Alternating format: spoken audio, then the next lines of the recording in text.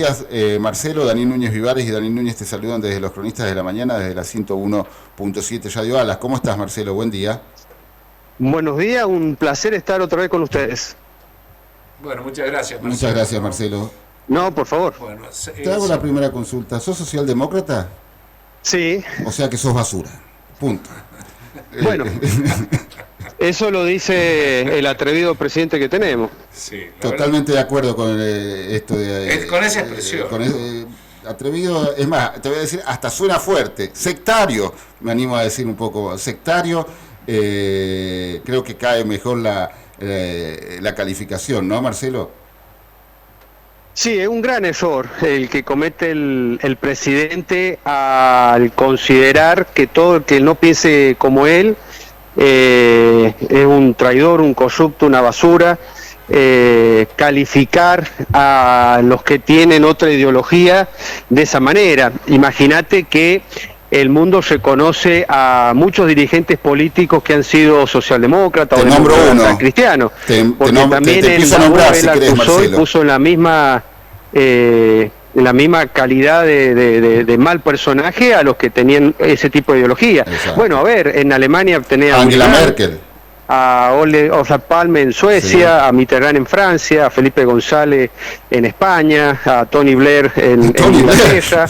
En la democracia cristiana lo tenés a Helmut Kohl, a Angela Merkel.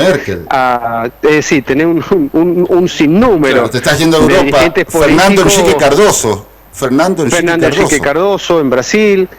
Bachelet en Chile, Tabaré Vázquez en Uruguay, presidentes de Estados Unidos que se reconocen de centro derecha, centro izquierda, y que ese calificativo o esos descalificativos son absolutamente incorrectos e injustos. Es decir, las democracias, y eso que no entramos a hablar de los países escandinavos, los tigres asiáticos, claro, es decir, las democracias occidentales que nos dejan a nosotros muy chiquitos en cuanto a la calidad de libertad, de igualdad, reconocen diversos tipos de ideología y no por eso el que no está conteste con la nuestra pasa a ser un traidor o una basura. Lo mismo su tratamiento con las instituciones republicanas. Tratar al Congreso de la Nación de nidos de ratas o el acuerdo político como una práctica corrupta, son, digamos, sesgo ideologizado de una persona que no está dándose cuenta que su gobierno puede fracasar por este maniqueísmo de yo contra el mundo. El que no piensa como uno está equivocado y ni siquiera merece el respeto de ser escuchado. Me parece muy grave lo que le ha hecho a López Murphy ayer. Claro, sí, poner en duda que López Murphy es una persona liberal, que es una persona honesta, una persona que se puede o no coincidir con sus ideas políticas y económicas, pero es una personalidad política intachable, que en 20 años ha venido denunciando la corrupción kirchnerista y los abusos de poder político y económico del kirchnerismo, porque el hombre no estuvo en una lista electoral con él en el 2021 o no votó algún inciso en la frustrada ley ómnibus. Bueno, me parece una demasía y algo que en serio creo que lo bueno que puede tener Milei en este gobierno lo puede echar a perder por estas posturas intolerantes, autoritarias que tiene. Muy parecido a Trump, ¿no? Que insultó también a Marta Pelosi, etcétera, etcétera, etcétera, ¿no? Sí, con un sesgo misógino además, porque bueno, ahora se ha metido con López Murphy, con Alejandro Borenstein, que es un humorista, que también le molesta sus editoriales de los domingos de Clarín. Como Trump, Milei suele meterse generalmente contra las mujeres. Y esto, bueno, también lo pinta de cuerpo entero su carácter misógino, ¿no? Y eso no es bueno para un presidente de la nación que debiera estar por encima de todas estas cosas. Debiera estar por encima de otra cosa, teniendo en cuenta que la sociedad lo votó para otra cosa, no para que se esté peleando o esté de alguna forma, ¿no?, insultando a políticos, a artistas y demás. Esto, la verdad que nosotros lo venimos criticando desde el primer momento, cuando empezó con Lali Espósito, entre otros, ¿no?, porque bueno, descalificó a gran parte de los integrantes del Congreso, a los cuales llamó traidores. Bueno, ayer lo llamó traidor a López Murphy, y esto realmente llamó mucho la atención, teniendo en cuenta de que López Murphy, primero, que votó a favor de los articulados justamente de esta ley ómnibus que fue un fracaso, y posteriormente bueno, intenta de alguna forma, en algunas declaraciones que yo escuché de él, es tratar de que esta ley, separarla, ¿no?, por un lado la parte laboral, por otra parte la parte fiscal, en fin, llevarla al Congreso nuevamente para que tomara, justamente, diciendo que era prácticamente una copia de la ley que había mandado Milei al Congreso de la Nación en la denominada ley base. De alguna forma, de todas maneras, intentó ayudar López Murphy, y que sea maltratado de la forma que lo maltrató ayer en un escenario el presidente, la verdad, no está bien, y mucho menos con la investidura presidencial, ¿no? Sí, es cierto que la sociedad lo votó fundamentalmente para resolver los problemas económicos del país, pero también hay que decir que desde la cuarentena a la fecha la sociedad argentina, o parte de la sociedad argentina, ha cambiado mucho respecto a su vinculación con el Estado y con la política. Los gobiernos que uno tenemos no son los que nos merecemos, sino los que se nos parece. Y Milei, cuando da cinta suelta a su bronca, a su violencia verbal, en cierta manera está interpretando una sociedad que está frustrada hace mucho tiempo por muy malos gobiernos que han, bueno, arruinado la economía, el trabajo, la esperanza de muchos argentinos. Milei no es producto de una casualidad y no es un electrón suelto, es producto de una sociedad desesperanzada, cansada, que bueno, ha pasado muchas veces por momentos difíciles, que a veces lleva a que tome algunas decisiones colectivas que ven Milei que le interpreta. Por ejemplo, el odio. Y el odio lleva a la violencia, y de la violencia es muy difícil después volver. Y yo creo que el gran responsable de esto ha sido el gobierno de Cristina Fernández de Kirchner, que ella ha generado estas condiciones para que la sociedad, una parte importante, descrea de esa versión del Estado presente, que la verdad abandonó a la sociedad desde la cuarentena en la fecha, descree en la política, donde advierte, y en esto vamos a estar todos de acuerdo, que si haces política tenés mucho más chance de pasarla mejor con o sin crisis de que el que trabaja por cuenta propia o tiene un salario que pende de un hilo, de que te cierre o no te cierre tu fábrica, tu pyme o tu comercio. Entonces es un fenómeno complejo, pero que bueno, si bien le fue muy efectivo, de hecho sin partido, con poco trayecto político, le llegó a la presidencia de la Nación.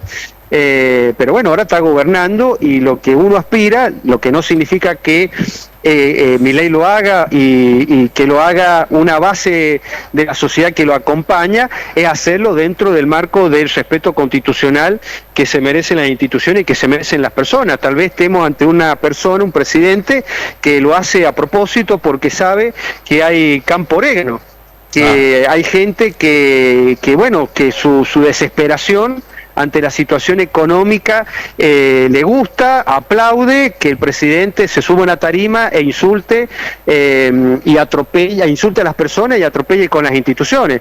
Y acá sí ya Marcelo, que se ha visto en otros países. Exactamente. Bien. Te traigo un poquito a la provincia, Marcelo, y teniendo en cuenta todo esto, ¿no? Porque, bueno, ya de alguna forma, ¿no? La forma incorregible para mí que tiene el presidente de la Nación de maltratar, sin ninguna duda, ¿no? A algunos personajes, tanto del ambiente artístico como político, es, la verdad, por ahí seguirle dando tanta manija significa llevarle un poquito más de caldo a esto que sucede. Yo creo que parte de la sociedad de alguna forma le gusta esto, ¿no? Porque lo votaron siendo un outsider, lo votaron sabiendo que iba a tener una motosierra, lo votaron sabiendo que gritaba, lo votaron sabiendo que saltaba, lo votaron sabieron cómo era, ¿no? O sea, lo votaron sabieron cómo era, ¿no? No, por supuesto, nadie se debe sorprender de estas actitudes de Milei. Tal vez nosotros que tenemos una formación política distinta, claro, más institucional, más respetuosa de la República, sí, esperamos claro, un presidente que se maneje dentro de esos cánones, pero evidentemente el presidente no se ha criado, digamos, dentro de esa cultura política de la tolerancia, el diálogo y los acuerdos. A él le resulta ansioso en términos políticos tener este tipo de actitud, pero además ya en el ejercicio del poder yo creo que lo hace también porque necesita, con el relato que él lleva adelante, ir desviando la atención de una sociedad que está esperando resultados. Ahí está. O sea, ahí está. La gente lo que está esperando es que baje la inflación, que el país no caiga presa de la recesión, porque se están destruyendo trabajos, se está perdiendo fuentes de trabajo, sí, las cosas todos los días suben. Y bueno, pelear con Lali Espósito puede ser un riesgo, porque Lali Espósito claramente es un referente de vastos sectores de la sociedad argentina, pero bueno, nos mantiene en esa discusión y no en el tremendo ajuste y la tremenda licuación de los ingresos que estamos padeciendo, empezando por los jubilados y pensionados y siguiendo por los asalariados y también los que vienen del sector social, o los que no tienen más que un trabajo informal. Entonces, ojo que esto está en los libros de cómo distraer la atención para pasar un momento tan difícil, tan duro como es un ajuste. Claro. Y hablando de ajuste, ¿no? Bueno, aquí en la provincia de San Juan estamos en plena paritaria con el sector docente y el resto de la administración pública, con un porcentual que no lo esperan, con muchos desacuerdos, pero de alguna u otra forma la está piloteando el gobernador de la provincia. Pero cuando nos enteramos en el día de ayer que el ex gobernador Sergio Uñat había gastado 14 millones de dólares en pagarle a 2 empresas de marketing que son foráneas y que llama mucho la atención porque algunas de ellas tienen hasta el mismo domicilio fiscal, hasta el mismo número de teléfono, mucho dinero, y que ahora justamente este dinero está haciendo falta en la provincia, ¿no? Y hacía falta también cuando él era gobernador, y la verdad que más allá de que hayan presentado los papelitos como corresponde estas 2 empresas para llevarse 14 millones de dólares de la provincia de San Juan, tiene un olor medio nauseabundo esto, ¿no? Mirá, aunque hubiesen sido empresas sanjuaninas, claro, sí. 14 millones de dólares en contratación de marketing, claro, me parece un despropósito si el gasto ha sido moralmente legal.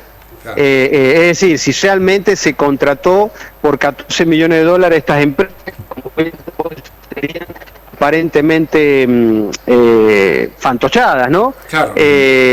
Pero sería muy grave que ese dinero sea utilizado para la promoción de las campañas políticas del Frente de Todo y en especial del ex gobernador, porque el diario Huarpe bien lo dice. Los pagos se hacían justo en la fecha donde habían elecciones en San Juan, y el año pasado tuvimos muchas elecciones, claro, sí, en mayo, en julio, claro, en agosto y en octubre. Claro.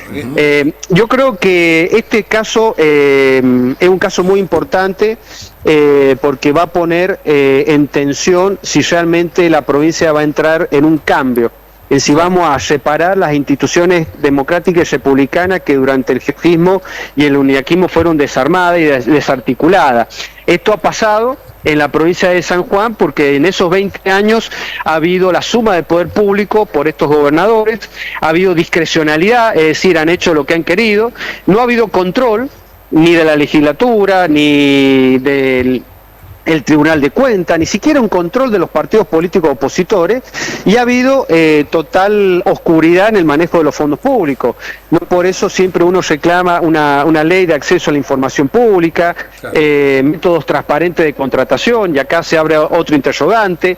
Esto se contrató en forma directa, violando la ley de contratación pública, porque 14 millones de dólares ameritaba claro, una licitación pública, ¿no? Claro, ¿no? Para que se presenten importante, no solamente empresas nacionales, sino provinciales, y te digo más, hasta internacionales. Claro, por claro, ese monto vienen las principales empresas de marketing del mundo. Claro, sí, sí. Vienen hasta de Marte, una empresa claro, por 14 entonces, bueno, acá la pregunta es, bueno, se conoce el hecho.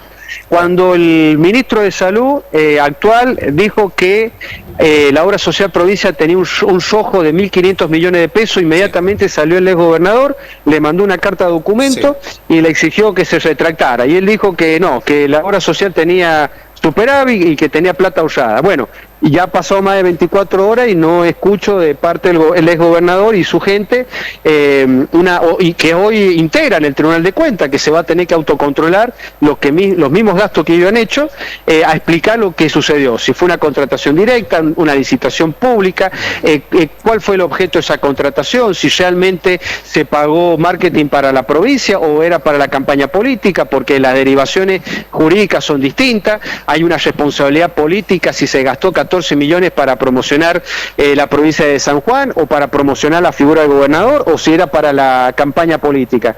Entonces, bueno, uno está esperando que pase lo que no pasaba en 20 años, que las instituciones reaccionen. Claro, a mí me gustaría ver un fiscal del Poder Judicial interviniendo en el caso. Me gustaría que exista un debate respecto a la conformación del Tribunal de Cuentas, que en definitiva Uñac y Gioja se los repartieron los cargos, y me pregunto si esto es para cubrirse las espaldas, bueno, ¿qué se va a hacer? Claro. La legislatura, ¿qué va a hacer la legislatura? Porque el presupuesto 2023 entiendo que no ha tenido una aprobación política en la legislatura provincial. Si no va a someter esto a un debate, si esto va a quedar como un anecdotario y si esto de gastarse 14 millones de dólares en marketing se va a dejar pasar como una anécdota. Y la verdad que tengo miedo que suceda y que sea nada más que tapa de noticia por unos días, una semana, un mes en la provincia de San Juan, este gasto innecesario justamente de 14 millones de dólares, y que vaya a saber para qué fue utilizado y quiénes son los intermediarios de la misma. Porque ya aún recuerdo a 2 abogados sanjuaninos que fueron a la justicia para denunciar a un exgobernador por nada más y nada menos de haber pagado un sobreprecio de 3.000 millones de pesos a una empresa de Entre Ríos, si mal no recuerdo, que era la que cubría el servicio de riesgo de trabajo en la provincia de San Juan. Nos referimos a un tal doctor Arancibia, si mal no recuerdo, y seguido por un tal doctor Seguí, pero la justicia nunca hizo nada. Y también ponía como ejemplo, ¿no?, la caída del helicóptero sanitario de la provincia de San Juan en Valle Fértil, que estaba siendo utilizado para hechos políticos. Falleció una diputada nacional, falleció una persona, y la justicia federal ni siquiera, bueno, le aplicó la ley diciendo: señor piloto, acá hay un homicidio por lo menos culposo. Nada. ¿Pasará lo mismo con estos 14 millones de dólares? La verdad que sí, así es una vergüenza, ¿no? Bueno, en esa época gobernaba Uñac y claramente uno sabía que la suerte de esa denuncia de corrupción de las EST estaba condicionada por un poder judicial tomado por el partido de gobierno.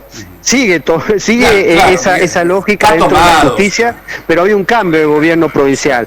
Y la pregunta es si la justicia está en condiciones de autodepurarse, dejar de lado el origen de la designación de la gran mayoría de los funcionarios, que ha sido por razones políticas partidarias y no por la idoneidad, y si están en condiciones de llevar adelante una investigación que defina si esto ha sido regular o no en cuanto a este gasto de 14 millones de dólares en marketing. Lo mismo tendría que decirse del Tribunal de Cuentas, a pesar de que está controlado.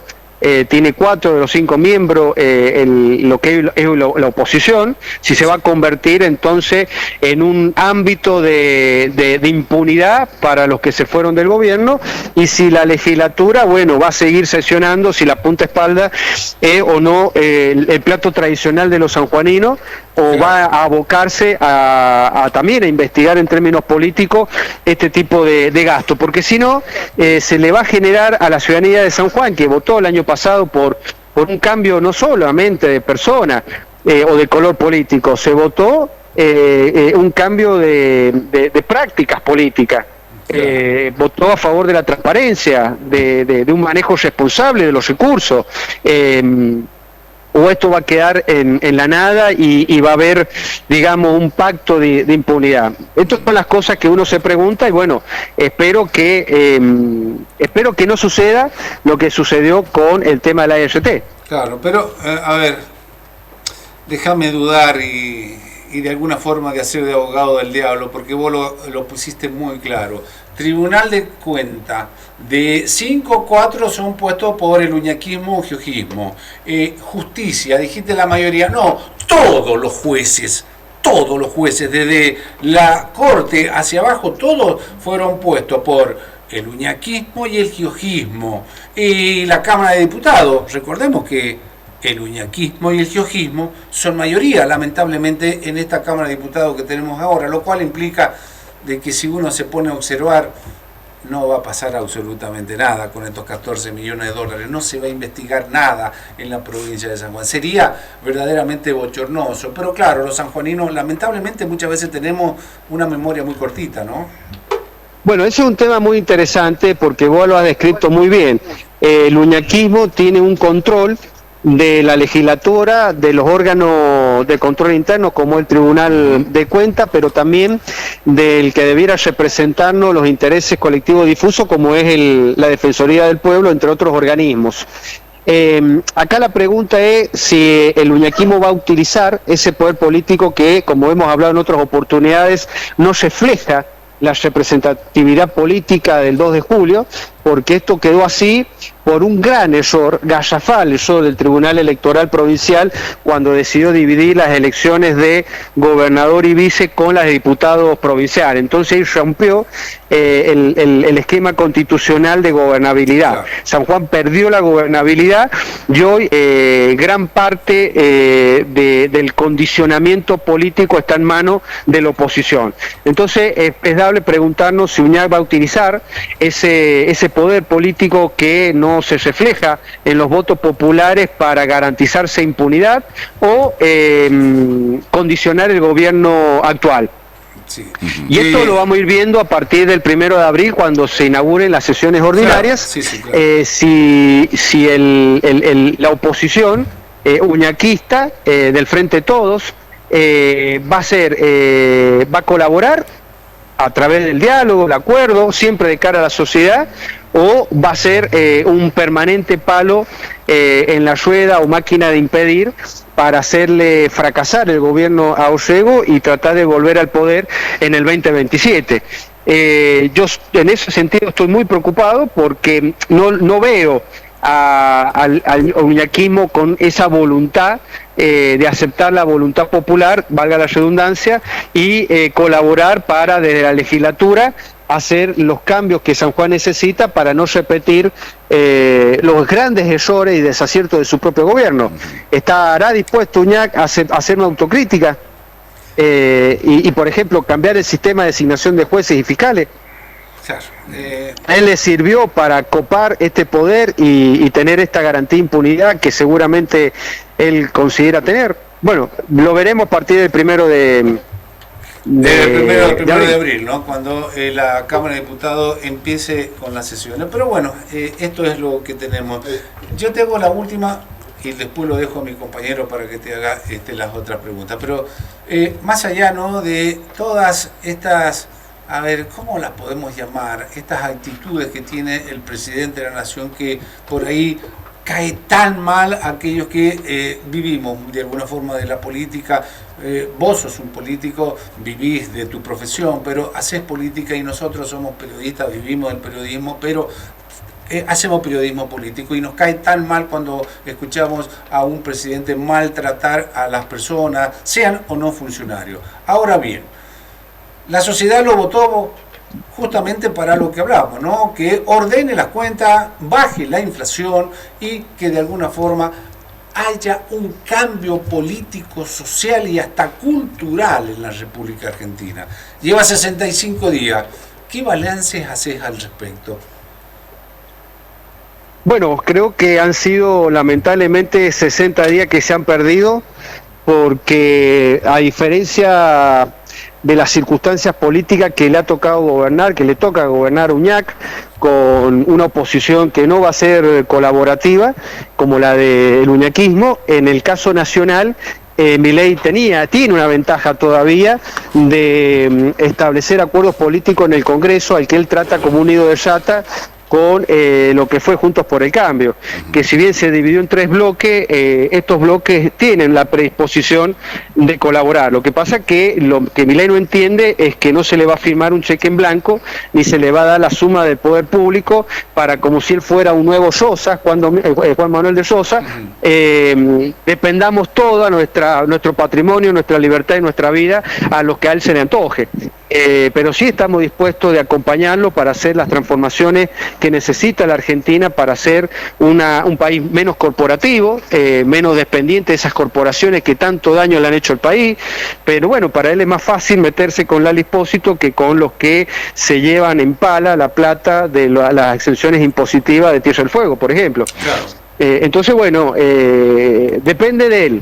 Y lamentablemente todos los días él dice o hace algo que aleja esa posibilidad de entender que no tiene y no puede tener la suma de poder público, y que la política es conversación, es diálogo, y eso no es sinónimo de corrupción, y que nuestra Constitución obliga a los funcionarios que están en el oficialismo y en la oposición a coexistir. O sea, y a mí me preocupa que se la agarre con los sectores políticos que le tienden una mano para cambiar el populismo kirchnerista, y no hace absolutamente nada para demostrarle a la sociedad que, además del desastre económico y social que ha generado el kirchnerismo, también fue un grupo que se dedicó a saquear las arcas del Estado. Marcelo. O sea, para él parece más fácil pegarle a López Murphy que cuestionar el gobierno de Cristina. Marcelo, tema Tierra del Fuego. Esta zona franca, este régimen que tiene, le cuesta nada más ni menos que un 2% del PBI a la Argentina. Tengo entendido que López Murphy quería introducir esto, y en la ley ómnibus no figuraba el tema Tierra del Fuego. No figuraba. O casualidad que el principal beneficiario de esto es el primo del ministro de Economía, Caputo. Claro, por eso, acá hay una de arena, una de cal. Por ejemplo, no se toca el tema de Tierra del Fuego, que equivale a un 1,5 del PBI argentino, del déficit fiscal argentino, pero por ejemplo me parece correcto que le saque el fideicomiso a Grabois. O sea, Argentina no puede alimentar a los Grabois, a los pérsicos, que nadie le ha dado el voto para gobernar un sector de la sociedad y administrar recursos del Estado. Eso lo tiene que administrar el Estado y sacar los intermediarios, que al final de cuentas en este país, en Argentina, rápidamente se convierten de carmelitas descalzas en grandes corruptores de la sociedad. Entonces, esas cosas también, y eso se pueden llegar rápidamente a acuerdo, como también replantear el régimen fiscal de Tierra del Fuego. Pero bueno, insisto, para él es más fácil insultar, maltratar a sus posibles aliados que enfrentar seriamente a los que han sangrado este país y se han aprovechado del pueblo argentino, como el caso de Grabois. Claro. La última, ¿cómo evalúas estos más de 60 días acá en el gobierno local, el gobierno de la gestión del doctor Marcelo Rego? Bueno, yo creo que le ha tocado a Marcelo Rego un periodo, en un inicio, tal vez de los momentos más dramáticos de crisis política, económica y social de la Argentina que impacta en San Juan. Y ha heredado una pésima gestión de 20 años, fundamentalmente la de Sergio Uñac, que sí gobernó con mucha plata y no la supo administrar y no tuvo una visión estratégica para que San Juan creciera desde el sector privado con un Estado inteligente y tuviéramos hoy más oportunidades de producción y de trabajo. Uno pasa por estos monumentos, como son el velódromo, entre otros, o el autódromo, y están ahí ociosos, y va a pasar mucho tiempo que esos centros deportivos se usen, porque la justificación era si San Juan fuera Qatar. Claro.